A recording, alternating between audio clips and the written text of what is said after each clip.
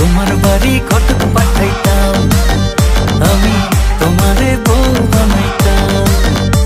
তোমার এলোমেলো চুল আমার মন হইল ব্যাকুল, তোমার এলোমেলো চুল আমার মন হইল ব্যাকুল।